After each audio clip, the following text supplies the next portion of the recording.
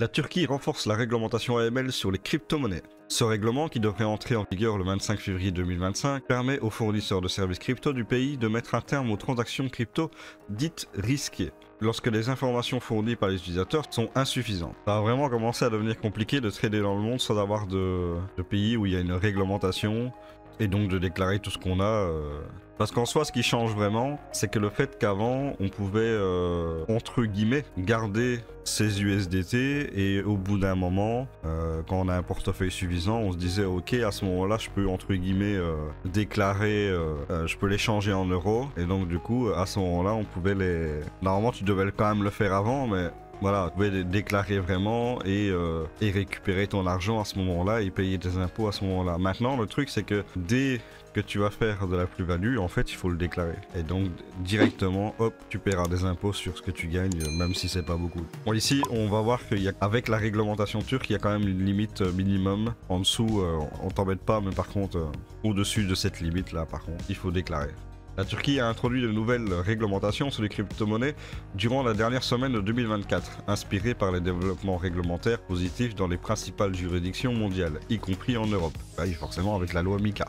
Selon le nouveau régime, les utilisateurs effectuant des transactions supérieures à 15 000 lires turques, ce qui correspond à 425 $, devront partager leur information d'identité avec des prestataires de services crypto du pays, selon un document daté du 25 décembre publié dans le journal officiel de la République de Turquie. Donc grosso modo, tant que tu fais des transactions inférieures à 425 $, on t'embête pas. T'es pas obligé de te remplir un KYC ou ce genre de truc. Par contre, dès que tu fais des transactions supérieures à 425 $, là tu vas avoir des problèmes puisque tu devras déclarer, et à ce moment-là, tu devras t'identifier et donner tes informations d'identité. La nouvelle réglementation contre le blanchiment d'argent, AML, vise à prévenir le blanchiment de fonds illicites et de financement du terrorisme à travers les transactions de crypto-monnaies. Ça, c'est vrai que ça existe, je suis ok là-dessus, mais pour moi, hein, c'est pas que pour ça. Ils oublient de dire quand même que c'est aussi pour faire payer les gens les taxes et les impôts. Voilà. Enfin, moi c'est mon ressenti, mais je pense quand même qu'ils oublient de dire ça aussi.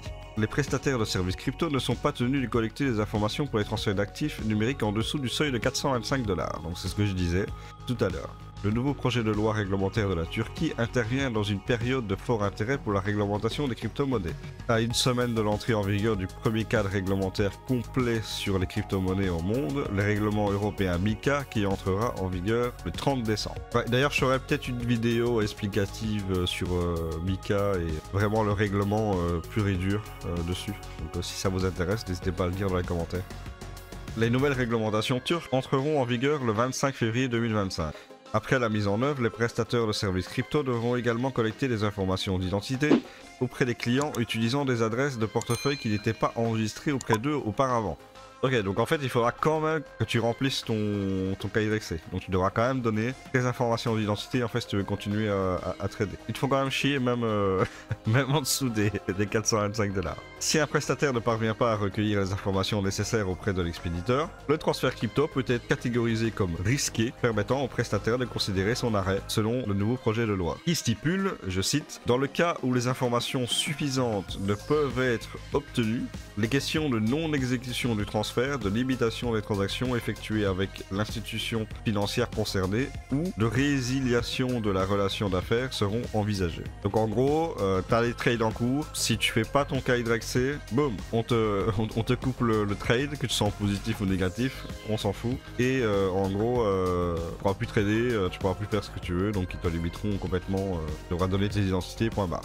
En septembre 2023, la Turquie était le 4e plus grand marché de crypto-monnaies au monde, avec un volume de transactions estimé à 170 milliards $, dépassant des marchés majeurs comme la Russie et le Canada, selon Chainalysis. L'année 2024 a vu une activité renouvelée parmi les entreprises turques de crypto-monnaies. Le Conseil des marchés capitaux turcs, CMB, ayant reçu 47 demandes de licence de la part des sociétés crypto dans le cadre de la nouvelle réglementation jusqu'en août. Ouais, donc direct les sociétés crypto demandent une licence, se mettent en règle directement et ils se prennent pas la tête. La vague de demandes a suivi la mise en œuvre de la loi sur les amendements à la loi sur les marchés de capitaux, entrée en vigueur le 2 juillet. Cette loi visait à fournir un cadre réglementaire pour les prestataires de services d'actifs numériques. Les lois sur le commerce des crypto-monnaies en Turquie permettent aux individus d'acheter, détenir et d'échanger des crypto-monnaies, mais leur utilisation pour les paiements est interdite depuis 2021. Bien que la Turquie ne taxe pas les bénéfices des crypto-monnaies, elle envisage une petite taxe de transaction de 0,03% pour aider à renforcer le budget national. Ok, donc en fait, la Turquie ne taxe pas les bénéfices des crypto-monnaies. Ça, c'est super intéressant. Mais elle envisage quand même une petite taxe de transaction de 0,03%. Donc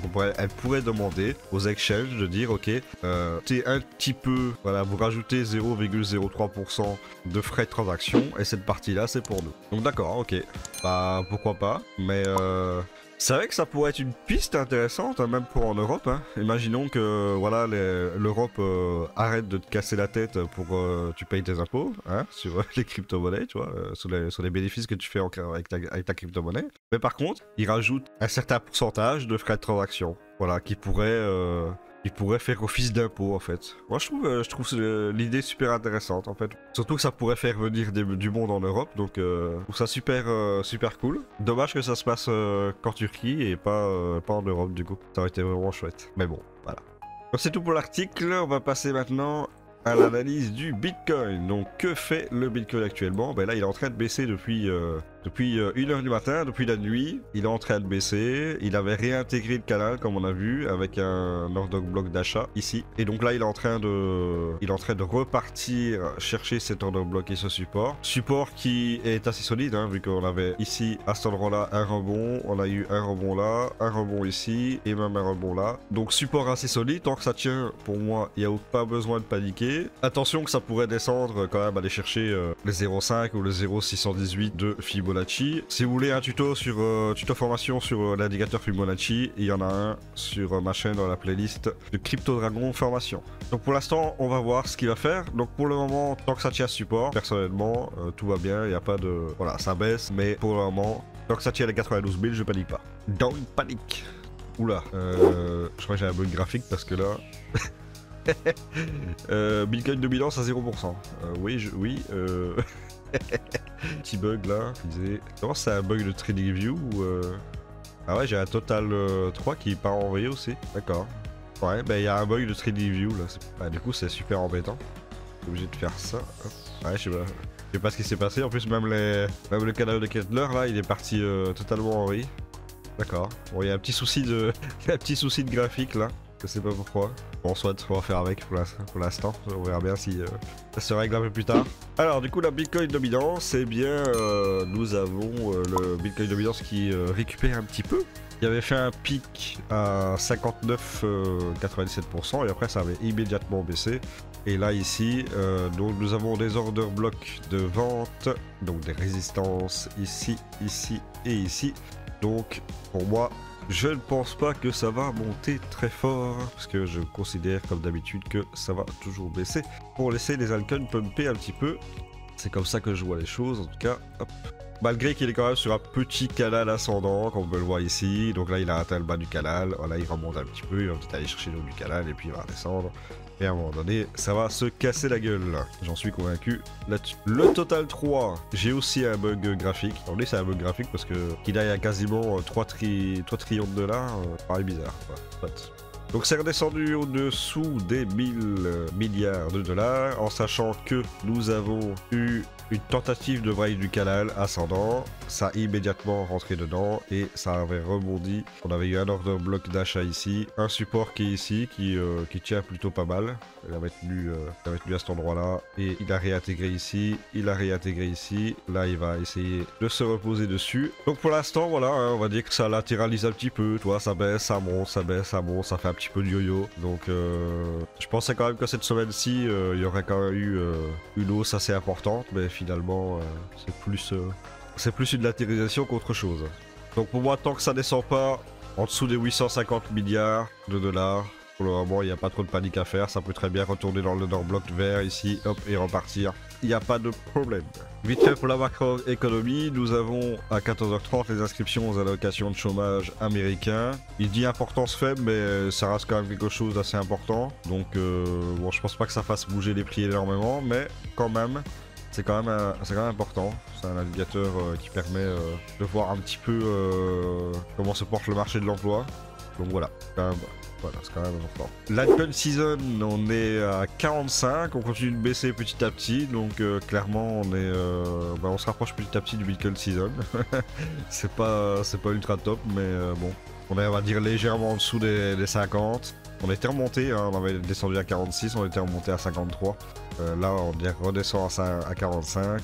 Et dans le top 50 performance, on a de moins en moins de cryptos qui font de la performance par rapport au BTC. HBAR a reculé par rapport à BGB. Donc BGB est en train de vraiment exploser. Puis on a HBAR, XRP, XML, TKI, OM, ENA, Doge, SUI, Algo, qui font toujours de la surperformance due à leur explosion. Et donc nous avons tous les autres cryptos qui sont en train de sous-performer. Donc on a Tao, STX, Fetch, TIA, IMX et Kaspa qui eux font vraiment de la sous-performance. On est Kaspa, on est quasiment à moins 30% bientôt. C'est vraiment pas folichon du tout.